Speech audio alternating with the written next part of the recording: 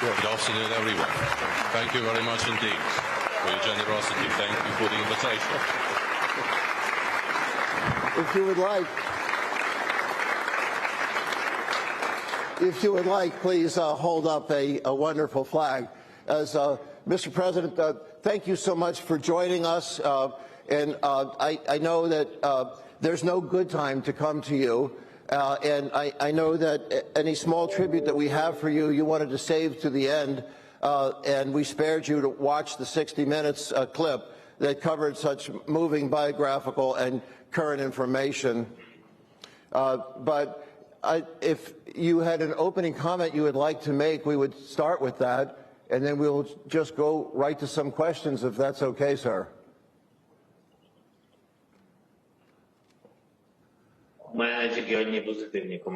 I have only positive comments. I can see some familiar colors and support from the audience, this distinguished gathering, which appreciates so much Ukrainian colors, which means that you also appreciate and admire our people, our population, our motherland. This is the most important thing. Support from this place, support from the world, this is the paramount thing to have. And based on this, you can go on talking about business support, sanctions, political support, certain steps to be taken in support of Ukraine. This is very important, but this is secondary. The first thing is what you have deep inside your heart and your minds, and I can see the support. Thank you. Well, thank you very much. Sarah Eisen, if you don't mind, since you are so often do the cold call to so many other people in the room, that I thought I would come to you first to break the ice, and we've not rehearsed anything, so I hope you don't resent me for it. But Sarah, what would be a first question you might want to ask the President? And President Zelenskyy, thank you so much for taking the time. My question, I actually have two questions, Jeff, if I'm permitted, but my first question is, you speak to so many global leaders. You are speaking to a room of American CEOs. What would you say is the action they can take today to help you and your people?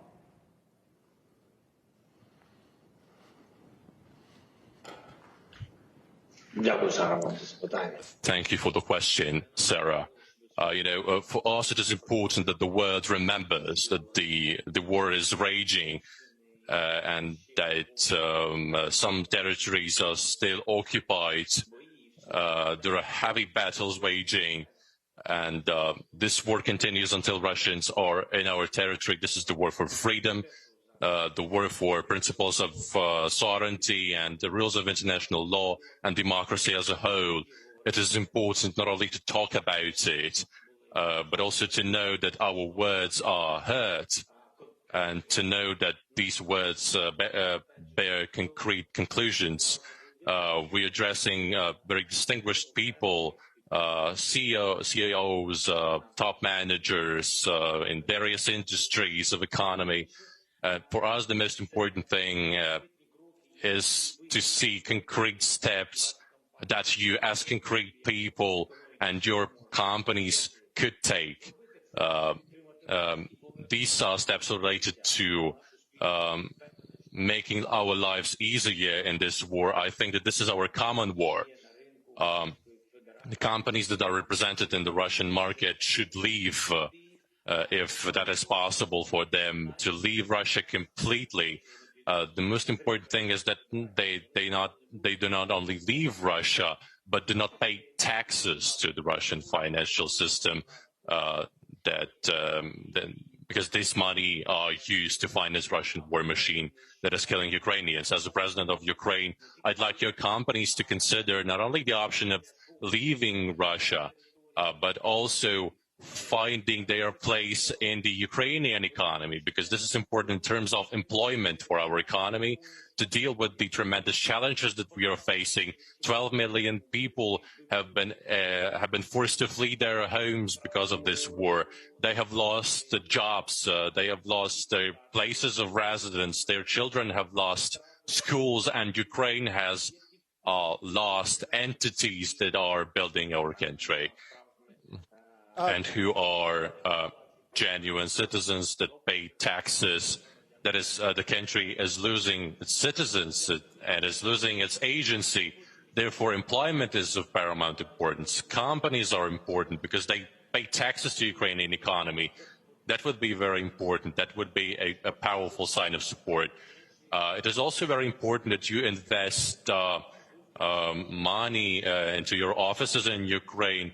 You should find the clusters of businesses in digitalization, in renewable economy that could work in Ukraine. We are ready to discuss it. Frankly speaking, we are not able to grant you a maximally beneficial tax system at the moment. But I think that we can base Ukraine's reconstruction on finance. We need transparent relations. We need swift management on the beginning of your businesses in Ukraine. All of these aspects we are ready to discuss. That would be a good sign of support that would be beneficial mutually to both of us. Mr. President, just before you joined us, we did some survey questions, and of course there was universal enthusiastic support for the valiant struggle for freedom and defense of the sovereignty and safety for the Ukrainian people, but also as a model for the rest of the world.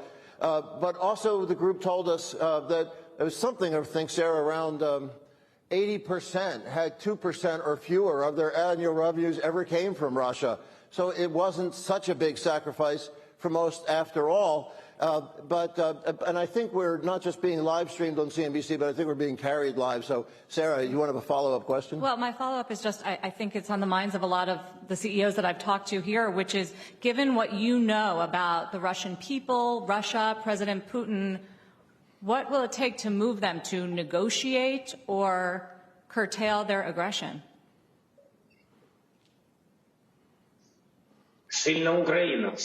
We need a powerful Ukraine to do that. We need a powerful Ukraine. A powerful Ukraine is not Ukraine as a state that fights against Russia alone, which is situating its troops in Ukraine. Powerful Ukraine is a country which is united with the European Union, with every country of the European Union, just not on paper, but I mean as an alliance of global leaders. Ukraine is united with the European Union. It is united with the West. It is united with the United States of America. It is united with the positions of Canada, aligned with Australia, and also aligned with the countries of the African continent and with Asia. We have to make sure that every of this continent does not have a world of its own. Believe me, we can feel when a cruise missile hits Ukrainian cities, 10, 12, 15 of them. When they hit Ukrainian civilians, you understand that the distance between people, between countries, because of these weapons technologies, has been curtailed significantly.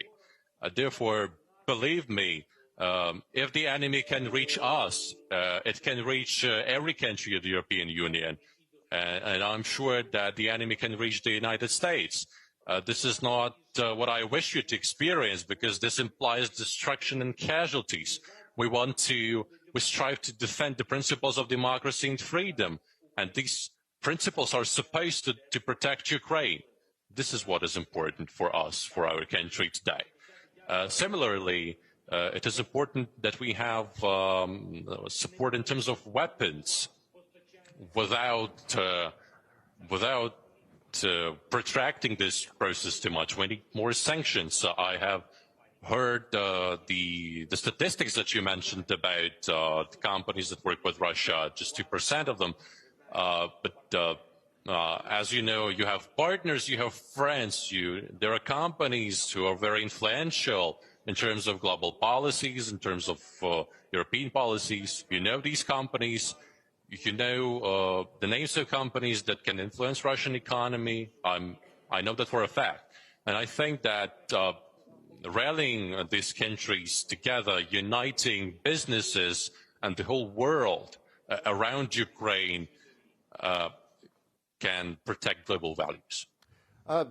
Sarah, if this were your show, you would probably be the best person to decide who should be the next cold call. We have so many companies in the room that were first movers or early movers in withdrawal from Russia, like the American Airlines, the chairman and CEO with us, or Goldman Sachs or Citigroup, and since I'm staring at them, and Lloyd, you're avoiding eye contact with me. Should you?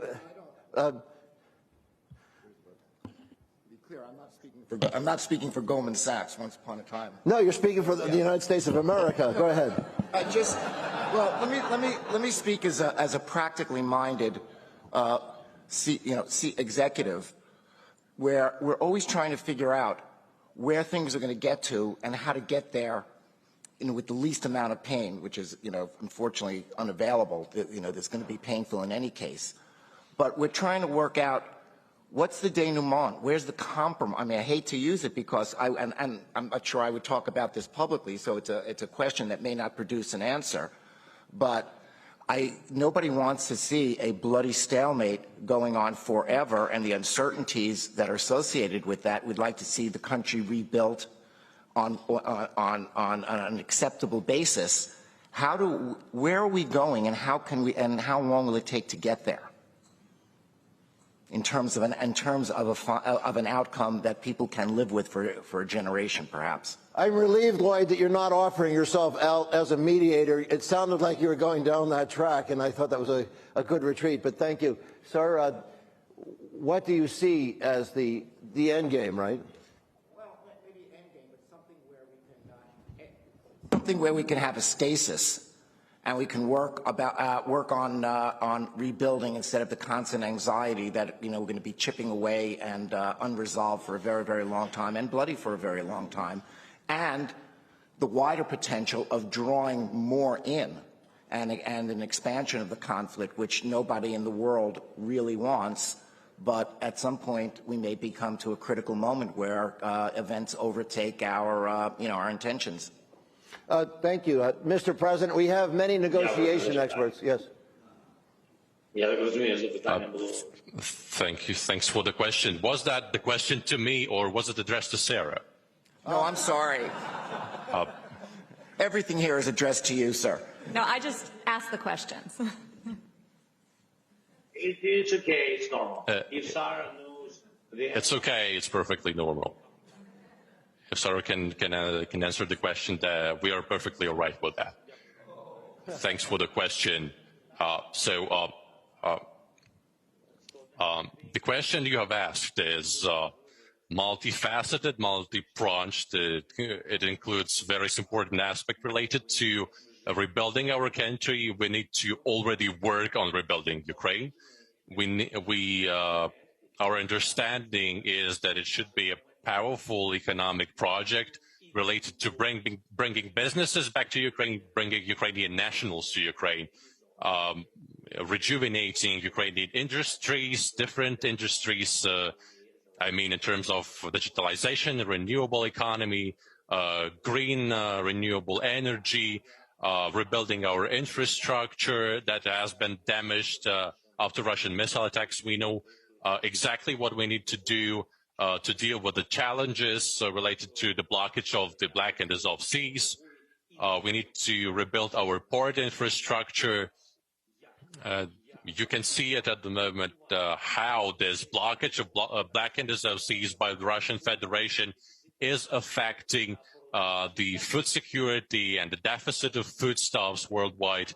It is going to affect many countries, but we are already poised to develop alternative infrastructure in order to provide all the necessary food to different countries to forestall famine globally.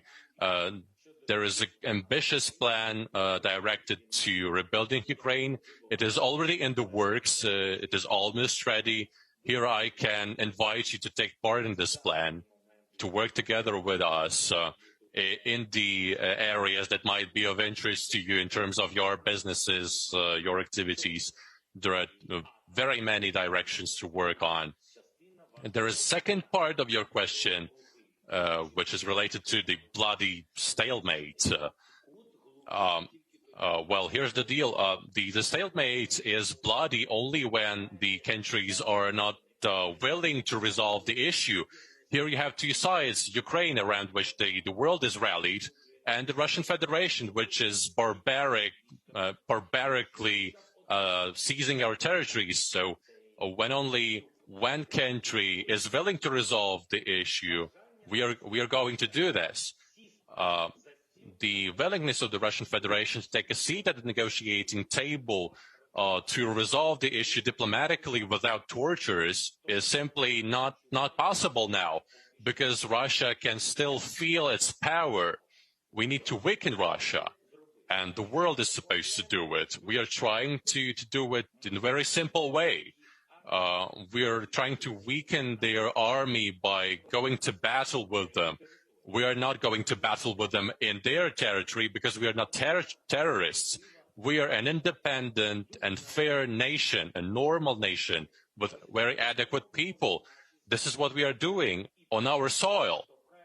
And gradually we are nudging them back. This is what we are going to do. So we cannot make any steps backwards. As for the world is capable of helping us. Sanctions, powerful sanctions, you're capable of doing it. The world is capable of doing it. We have just discussed only one aspect. When businesses are leaving Russia, and there are very many different aspects to it. The sanctions policies, if they are introduced, they are being introduced already. But we need to switch Russia off the global financial system completely to see the real result of sanctions. We cannot settle for piecemeal actions to anticipate whether Russia is going to evade sanctions or circumvent them.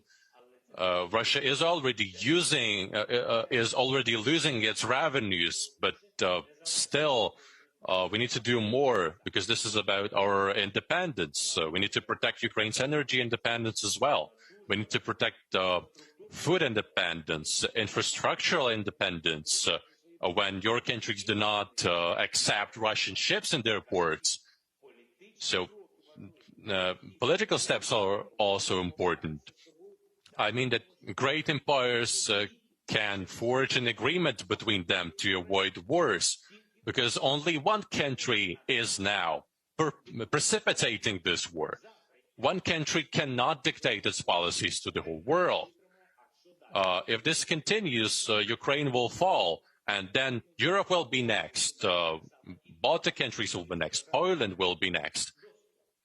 And I guess that you understand it, given your tremendous expertise in businesses. Russia has violated international laws and our sovereignty, and Russia has a great appetite, voracious appetite. It does not abide by laws of businesses, which means that they are going to dictate their own terms to you as well. So can you really do business with Russia now? Can you have your branches, your offices in this country? This is a very multifaceted question, but whatever we are talking about now, territories, foodstuffs, energy, businesses, we are still discussing respect. We are talking about respect for human rights. This is the thing. This is what we are discussing. If this is the approach that we take, we are not going to end up in a stalemate. However difficult the conundrum is, there is no situation from which you cannot find a way out. We are willing to find a way out. We are willing to put an end to this war. But please understand us, not at the price of our independence. This is it. Thank you, Mr. President. Thank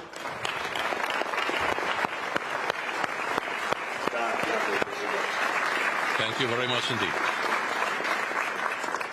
As one of our financiers in the room had said, I don't know if that person wants to speak right now, had said we believe in investing where there is the rule of law and not the law of rulers. In fact, we just did a survey in here again before you just joined us. And of the 1,000 companies that withdrew from Russia, we asked how this group felt about those completely voluntary, independent, non-governmental sanctions to supplement the sanctions, because they, in fact, represent almost 40% of Russia's economy. We had a 92% vote in here that that's the right thing to do. And again, other companies in here who have taken such bold moves. Jane Fraser, speaking of bold moves, this is your first time with us at one of our summits, so you get a cold call. Jane Fraser of Citigroup, if you would ask a question or make a comment. Yes, thank you so much for joining us, Mr. President. We are very proud to run a bank in Ukraine for several decades now, and thanks to, yet again, the incredible ingenuity and bravery of our Ukrainian team, we continue to do so. We're looking forward to supporting the reconstruction. Everyone in the room will be. Can you talk a little bit about the harvest and the grain and the food situation? You are one of the great exporters to the world. What can we be doing to help support your people and the economy in the meantime through the next few months on that dimension? Yes, thank you, Jane. I think, Mr. President, maybe 30% of your economy. Thank you very much. Thanks, Jay, for the question. To date, this is probably one of the most challenging tasks that we are facing, that is besetting our economy and our exporters. Indeed, because Russian fleet has blocked the Black Sea. Indeed, we are not able to export our grains abroad. I can mention some statistics. But once again, this is just the surface of the problem, the top of the iceberg. If we do not resolve this issue now, that will be not just an influx of problems, but a tsunami. We have 20 billion worth of grains that have been blocked in Ukrainian ports. I mean, corn and wheat, which are usually exported. Part of them Russia has stolen, which was placed in Ukrainian ports, in the occupied ports that they are now controlling. They have simply stolen it. A couple of million worth of grains, but a major part of it still has to be exported. Besides, we are facing a deficit of foodstuffs worldwide, and this is let alone that we are going to face billions of dollars, which is going to deal a severe blow to your economies. So the ensuing result will be famine, skyrocketing prices of foodstuffs. Russia is willing to occupy this niche, but Russia is not able to do it because they do not understand the logic, the rationale of how you conduct businesses. At the moment, countries which are major importers of our foodstuffs, like Egypt and other African countries, well, perhaps in the future we could propose some lower prices to these countries. So that means that in the future, Ukraine will still be a major exporter because we are able to offer beneficial terms to these countries. On the contrary, Russia is resorting to a food genocide worldwide because they follow this rationale of tyranny. This is how they operate. This is an autocratic rationale of governing the country. Another dimension is going to come in autumn this year if we are not able to resolve the issue. I mean that we are going to have an additional 50 billion tons of grains and foodstuffs in Ukraine, which are going to be stranded in Ukraine because of the occupation and the blockage, which will mean that African and Asian countries and European countries are going to face famine. Europe is going to face a less difficult situation, but still the prices are going to be very steep. If going deeper into answering your question, the situation is like this. Before the war, through the sea, thanks to the Black Sea corridors and ports, we exported around 10 million tons of foodstuffs per month. If we're talking about rail, which we already started using now, we can say that we are exporting around 2 million tons of foodstuffs via railways. So you can do the easy calculation. If you're having like this great amount of foodstuffs in Ukraine and this bottleneck of exporting, we're not going to preserve the sufficient quality of products, and one more result is going to be a famine worldwide. But Russia is not going to achieve any result by doing so. They're not going to benefit from this. This is going to be the second crisis yet, and the second crisis which is going to be perpetrated by the Russian Federation after the first crisis that they have caused. Yeah, I guess you remember it. It was an energy crisis last year. There are these artificial crises which are caused by Russia. Of course, the United Nations and Secretary General Guterres, with whom we are working, we have made it clear that we need safe maritime corridors, thanks to efforts to be exerted by Western countries and their fleets. I mean, the countries to whom Ukraine can trust, and this is what we are working on currently. Thank you. Thank you, Mr. President. Jane, did he answer your question well? Good.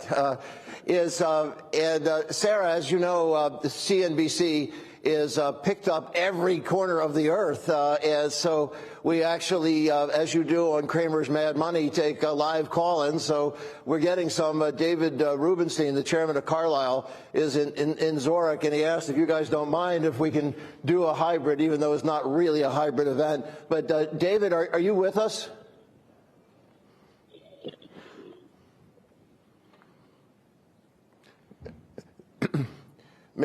We just lost the signal. As Farouk is, you come from a land of conflict.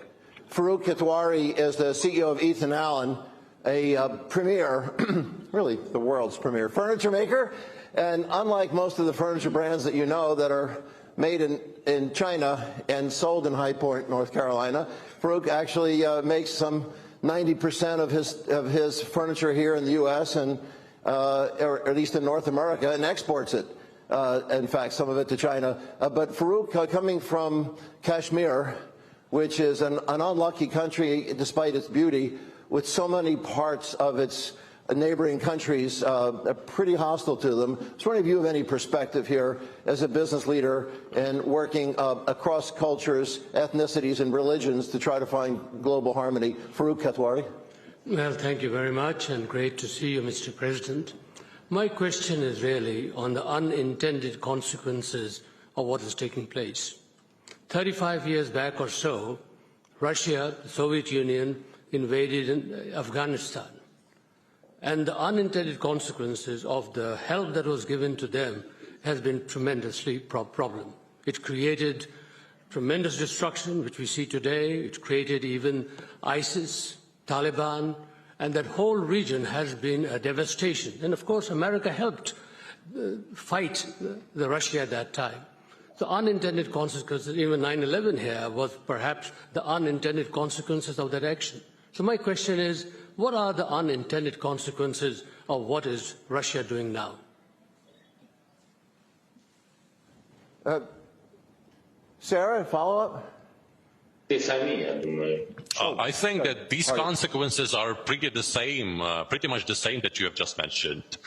The unintended consequence begins when the country trespasses the boundaries of other country, when it invades another people and tries to impose its own rules to other nation.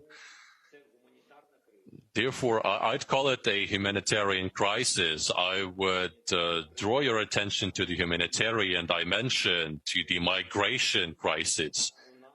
Just imagine that 12 million people have been forced to flee their homes.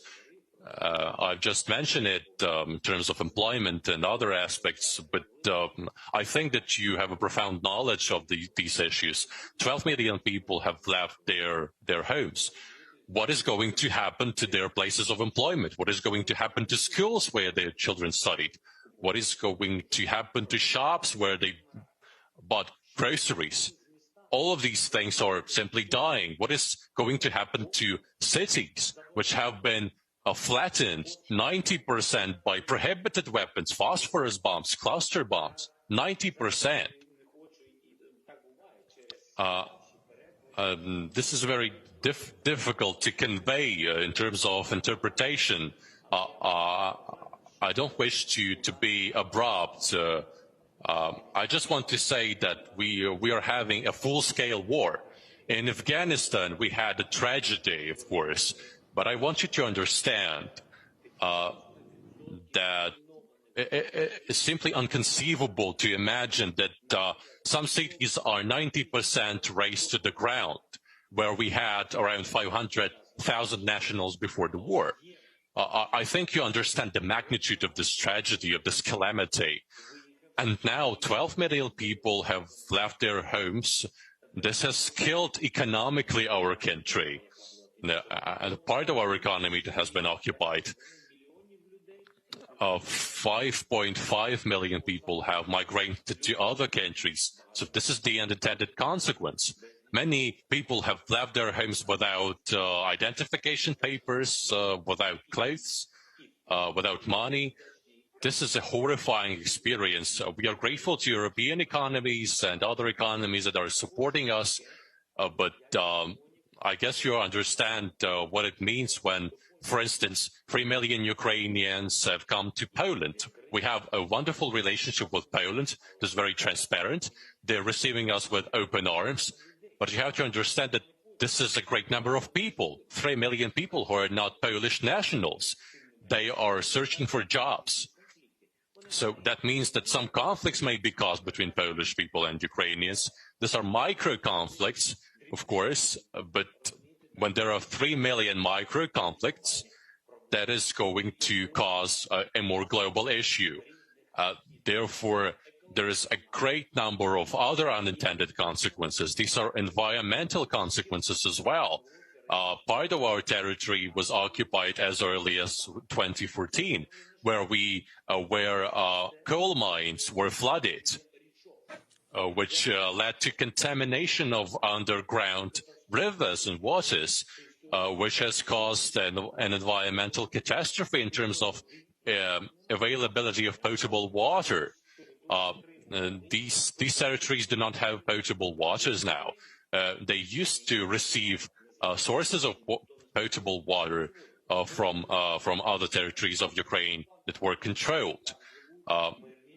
Despite the fact that Russians are controlling our territory, part of it, there are peaceful people, civilians who are living there still, which means that humanitarian and economic aspects are interrelated.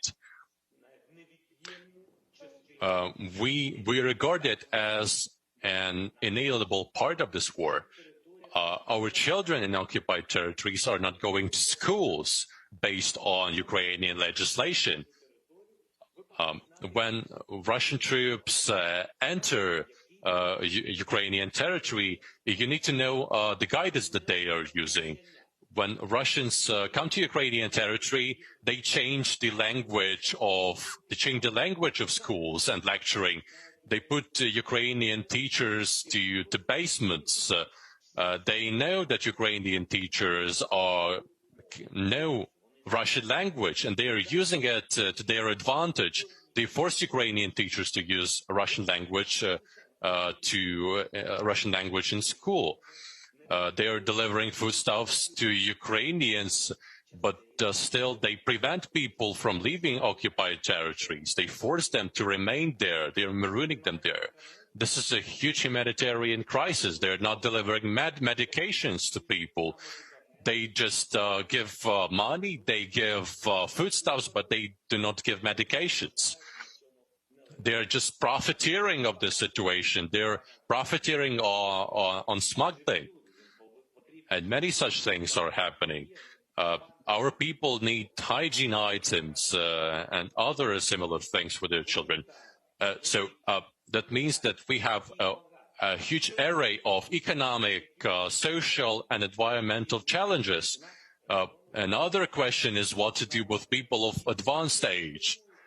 All of these people are receiving pensions on their accounts, on their credit cards.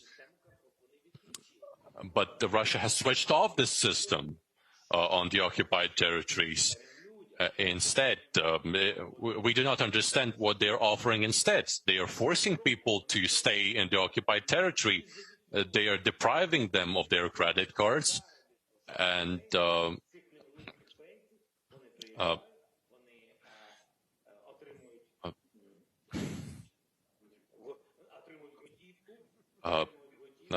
these people are forced to receive only a fraction of their pensions from Russians. So this is just slavery. This is the unintended consequence.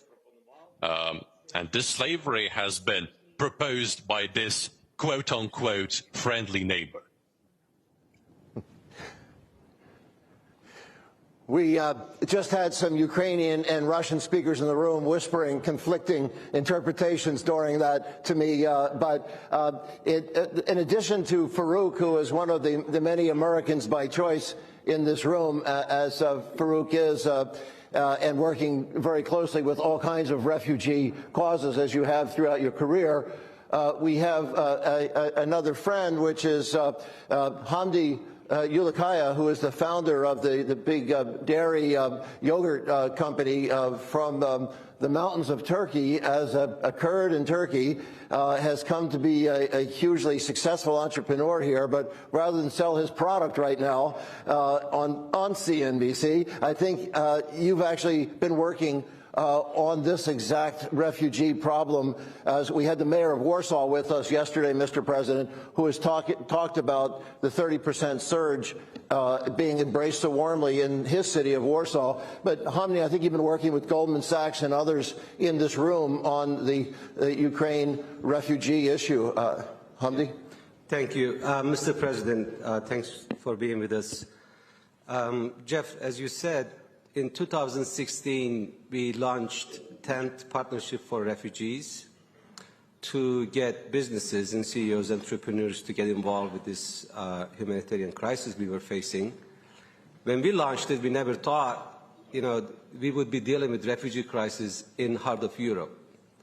And seeing what has happened since the Russian invasion, we're facing, since World War II, one of the biggest refugee crises in Europe. And, of course, the business partnership, immediately started working on, people of Ukraine. And I personally made a trip to the border, to the Ukrainian border in Poland. It's something that I saw that I had never seen in other conflict places, whether in Greece or in Turkey or Colombia or other places, is the way that the Ukrainians crossing from the border and the people of Poland and how they react to the whole crisis. And I guess the move has happened so fast. Within a few weeks, millions of people has passed, and now you said it's 12 million people has displaced. One thing that I was amazed in Poland, the citizens, ordinary citizens, from the leaders to taxi drivers to ordinary people, lining up to receiving 99% women and children to their homes, to their neighbors, and sharing what they have, which is something that we all as a human being hungry to see. And I heard that has happened in other neighboring countries, in Slovenia, in Slovakia, and even deeper in the European Union. And the European reaction, which is opening all their schools and hospitals and giving working permits if people wanted to work, is something that we were really hungry to see when we were facing refugee crisis. Hopefully this will be an example. And in the US business community, Goldman Sachs, Pfizer, all the names that you can think of, immediately answered the calls. Goldman has paid initial fundings for sponsoring Ukrainian refugees if they wish to come to US. The administration. But I think the situation is a little different. Knowing the Ukrainians, knowing that the brothers and the fathers and the husbands are back fighting for their country, the children and women want to go back or stay close to their country to go back. I guess my question, Mr. President, is as we are working on the refugee topic, as businesses are very conscious of Ukrainian people, how do you suggest the business community can help on a humanitarian side of the conflict? People thought this might be a few months. Now it's going longer. We're about to launch 100,000 Ukrainian women training and employment in Europe in June, thinking that this conflict might go even longer. But at the same time, I assume you and your team and everyone in Ukraine wants their people come back so they can rebuild the country. How do you suggest we as humanitarians and companies to get into this humanitarian crisis when it comes to the people of Ukraine?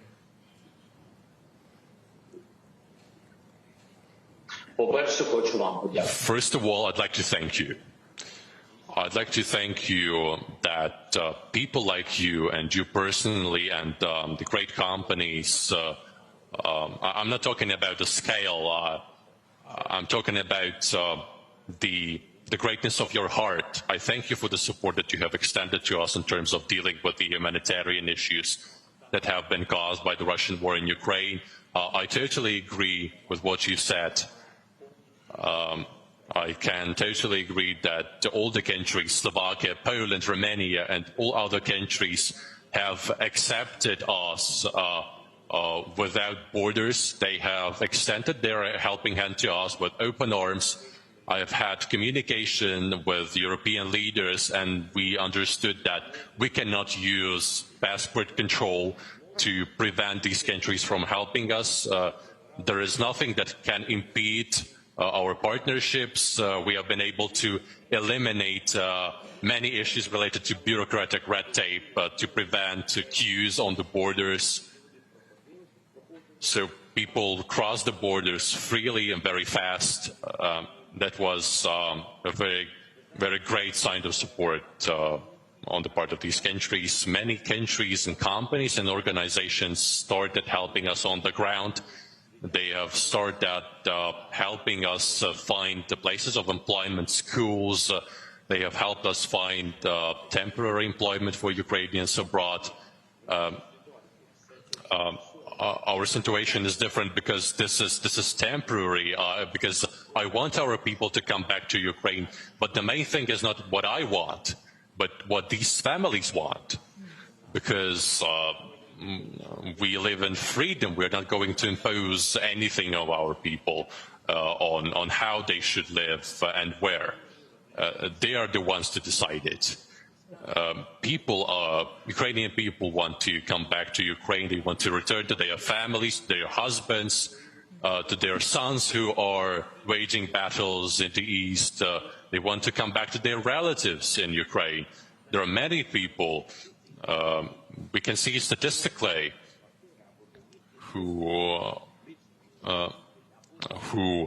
many of these people rented houses for not more than a month, which said that they did not intend to stay abroad for a long time. That was a sign that they believed in victory. But you have to know that we are waging a war against Russia, and we are facing a risk that this war can be drawn out for a long time. So people who are now in other countries abroad, in Canada, in the United States, in European countries, all of these people need support. I can say it candidly, they need financial support. I know that there are many countries who support our people in humanitarian terms. Many countries are curbing this support right now because this is a difficult situation to deal with. I'm not going to reprimand them for it because they have done a lot for our people. Therefore, I'd like to draw your attention to some very simple things. Help our people financially until they are abroad, until they are not in Ukraine. Humanitarian aid is very important in terms of the activities of temporary schools, in terms of online lectures to our children. Offline learning would be beneficial to our children because due to military hostilities, many people might be facing psychological issues. So they need to communicate. This is where you could help Ukraine. Another issue is are the state programs that Ukraine has launched. I'm not advertising it by no means, but I can say for sure that those people who are willing to help will always find a way to do it. But now many funds, many foundations are appearing, are emerging.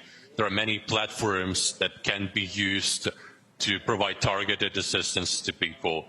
We have a state platform which is called United 24. This is where you can help Ukraine. You can use this platform to provide support in terms of weapons, in terms of medications, in terms of rehabilitation and other humanitarian issues. If you can do it, please familiarize yourself with the work of this with the work of this platform. If you have the opportunity to help, we would be very much grateful. Thank you. Thank you, Mr. President. May I have my laptop just for a minute? We won't go into it in depth now, but perhaps later that Mark Penn, the CEO of Stagwell Group, his Harris poll, which is this revered survey organization, has pointed out that more than 60% of the country is very supportive of increased aid, including military aid, as Mark's data shows here. And Richard Edelman and Mark's data is brand new, by the way, right, Mark? And Richard Edelman's trust barometer that you presented last week in Davos a week and a half ago similarly shows such widespread support. I think you have it across 14 nations, Richard, and about 14,000 people, by the way, a very large survey. The thing we're going to do now is the one thing which I know makes the president very uncomfortable, but I walk out on that limb, and that is he's made it very clear consistently around the world and inside Ukraine. He doesn't want photos of himself. He said if you want to put up photos in your home or your office, put it up of your family and the people that mean something to you personally. But he does not like grandiosity. As courageous as he is, he's equally humble, and we're going to ignore that because we have a very brief tribute that we want to present to him. Kevin, are you with us? Prime Minister Kevin Rudd of Australia.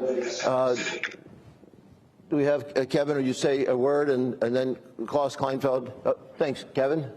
Welcome. Good, thank you very much, Jeff. President Zelenskyy, my name is Kevin Rudd. I'm the former Prime Minister of Australia.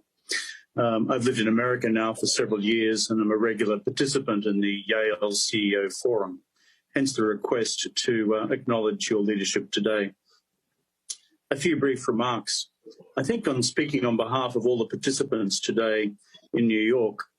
Number one, we'd like to congratulate you on your personal leadership. It takes a lot of courage and guts to do what you have done. Number two, we congratulate you on your national leadership in forging the Ukrainian nation in a way that none of us in the international community have seen before. It's been a truly remarkable achievement. And number three, we congratulate you on your global leadership, because you've reminded us all again of the power of democracy, the power of the democratic ideal, and the power of defending our own sovereign territory. And you've done this with enormous vigor and therefore upheld Article 2 of the UN Charter, which prohibits the threat of force or the use of force in the resolution of international disputes. Mr. President, I now live in New York. I live next door to the Ukrainian Consulate General in New York. And the day after Russia invaded Ukraine, we did what anyone could do. We baked a cake and took it around to the staff at the Consulate General. Of course, at a political level, governments around the world, including the Australian government, have joined under US leadership to send all forms of military equipment to Ukraine to assist with the armed forces of your country in resisting Russian aggression, including, in our case, Australian-manufactured armoured vehicles. And, of course, the requirement still exists for us to continue around the world to provide your country with all forms of economic support as well. Mr. President, your message today when asked what can the world and what can this gathering do for Ukraine, your message and response was very clear: to ensure that there is a strong Ukraine. And that means a clear message to all of us to sustain economic support to Ukraine, both governmentally and corporately, military support to the Ukrainian armed forces who have shown such courage in the field, as well as support for Ukrainian refugees and asylum seekers around the world. And if I can add one other thing, for us to provide you with a guarantee of long-term support when sometimes the political attention span of the global media can fade. To conclude, Mr. President, this gathering of American CEOs through the Yale CEO Forum is with you. Jeff Sonnenfeld, who brings us together, has led the charge in the United States to get American companies to exit the Russian Federation. And he's done so with great success. And I think the message I hear from you today is not just exit the Russian Federation, but now find ways of entering Ukraine and to support through investment countries like Poland, who are supporting millions of Ukrainian refugees. To conclude, Mr. President, you're a very busy man. You're a political leader. You're a military leader. We wish you every success in the future, in the success of your military campaign, and also your economic campaign to rebuild the country. And, of course, to force Russia to unblock the ports which prevent you from supplying grain and agricultural produce to the rest of the world. We'd like, therefore, to acknowledge and honour your leadership today. Thank you, Kevin. Thank you very much indeed for your support. Thank you very much indeed.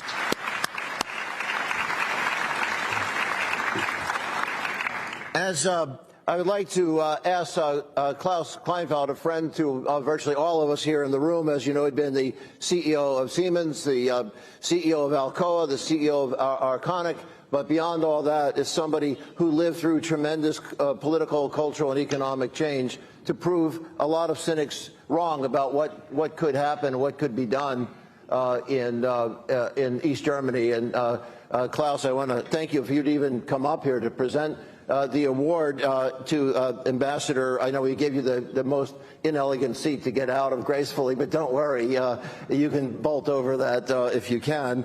And Ambassador Sergei Kyslytsky, if you could come up, oh, there you are, to join us, Ukraine's ambassador to the United Nations, accept this on your behalf. And then, if I could have my laptop for 1 minute as Klaus works his way up here, is we have Professor Tim Snyder from Yale, a great political historian, who's just gone. President Volodymyr Zelenskyy.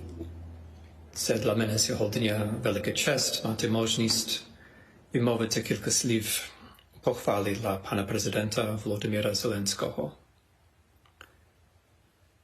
We're at a turning point in history. Historians can recognize this. Whether we will have a world of fiction or fact, whether we'll have a world of baleful homogeneity or fruitful civil society, whether we'll have a world of tyranny or a world where democracy has a chance, all of these things depend upon what happens in Ukraine in the next few days, weeks, and months. History can recognize this. History can recognize these structures. But history also recognizes the individual. history recognizes the choice. Volodymyr Zelenskyy has made the right choices. He's made the kind of choice that we recognize with the word leadership. A leader acts in a kind of articulate companionship with his people, bringing out the best in them even as they bring out the best in the leader. We can choose to recognize this today. We can choose to respect it. We can choose to honor it.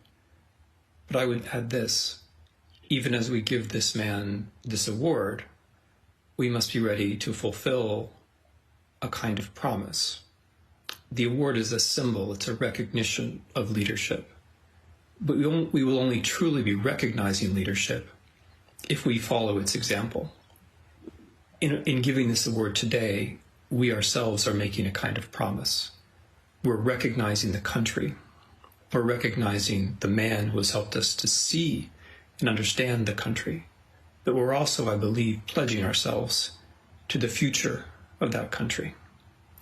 Thank you very much. Pan Prezydente, дуже щиро дякуємо. Thank you, Professor Snyder.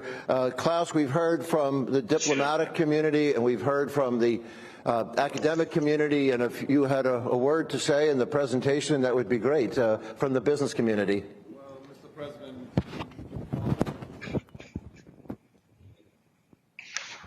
Mr. President, thank you very much for having spent the time here today with us. You and your people are on our minds, and you felt the room is behind you. You've won everybody here supporting you. And one thing I would wish, I think in the name of everybody here in the room, I wish you a lot of strength and wisdom to go through those difficult times. Beautiful. Thank you very much. Congratulations and thank you very much.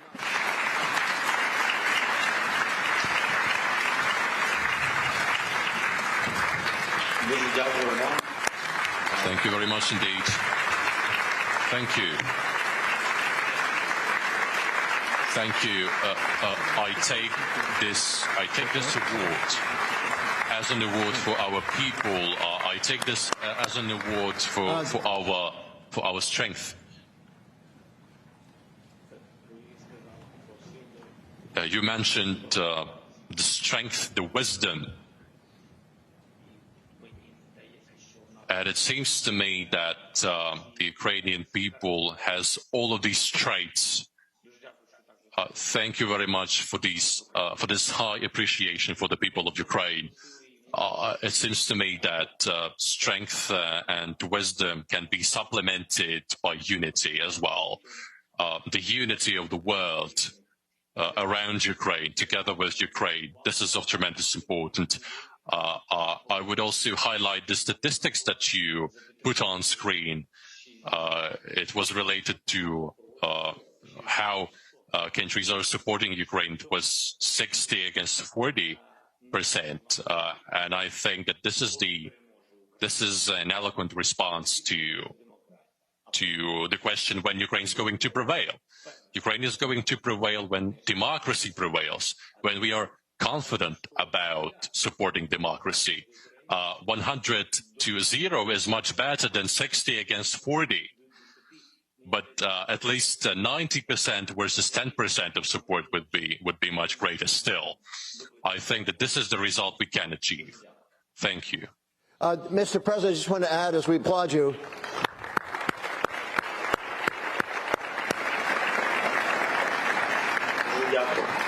that you had 92% of this room, and that was merely 60-40 about additional funding. But thank you very much for your time. Thank you, Mr. Ambassador, for joining us. And we're going to roll right into the next portion of the program. Thank you again, and we wish you the best.